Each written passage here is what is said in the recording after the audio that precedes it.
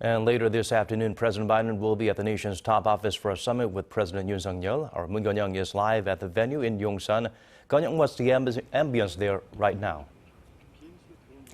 Hi, Daniel. Well, as you can imagine, the air here is filled with both excitement and anxiety, as this is the first time that the newly elected President Yoon Suk-yeol will be receiving a foreign head of state. And also, it's the first time of a meeting at a summit level will be taking place right here at the new presidential office in Yongsan, rather than a traditional presidential office at the Blue House. So this is the first time that they'll be meeting here at the presidential office. Of course, Joe Biden begins his Asia tour in earnest on this Saturday, as he landed late afternoon yesterday, where he headed straight to the Samsung Semiconductor Facility in Pyeongtaek, where he was greeted by President Yoon Suk-yeol.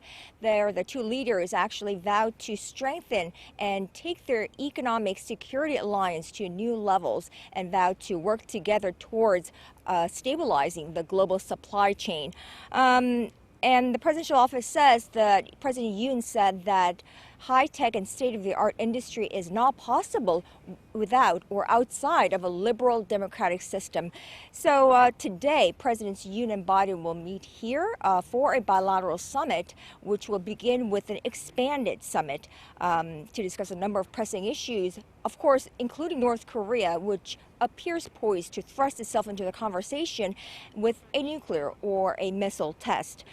After a visit to the National Cemetery in about an hour or so, where the U.S. leader will participate in a wreath-laying ceremony to pay tributes to those who died defending the Republic of Korea, most of whom alongside U.S. forces during the Korean War, he'll arrive here at the presidential office in Yongsan for an bilateral summit, a restricted one at first. That means that the two presidents will only be accompanied by their closest aides, which will be followed by a brief, a get-to-know session, if you will, of the two leaders. Yoon, of course, a prosecutor general turned politician, a political novice, with this being his first time in an elected position, and Biden, of course, a veteran politician of over 20 years. Mind you, the gap between the two leaders in age is 18 years, so we'll have to wait and see how that chemistry works out there. But that brief but still very important get-to-know session will only be to themselves, with their interpreters only accompanying them.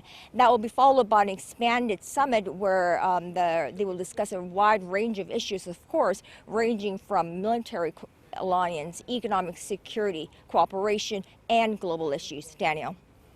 And of course, we'll all be looking forward to the joint press conference by the two leaders after that session. What can we expect?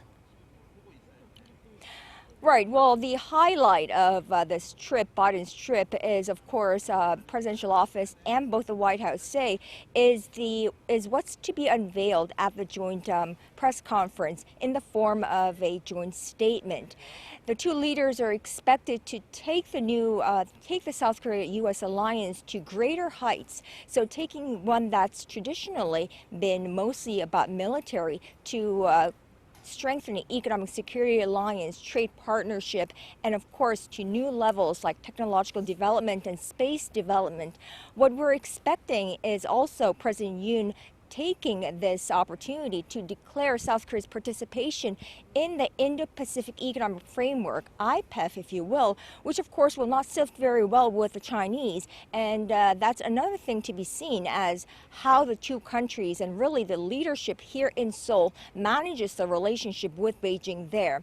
And so the expanded summit will be followed by the press conference where the joint statement will be announced. The two leaders will take some questions from the traveling press corps from the U.S. side, and of course the press corps here on the Korean side.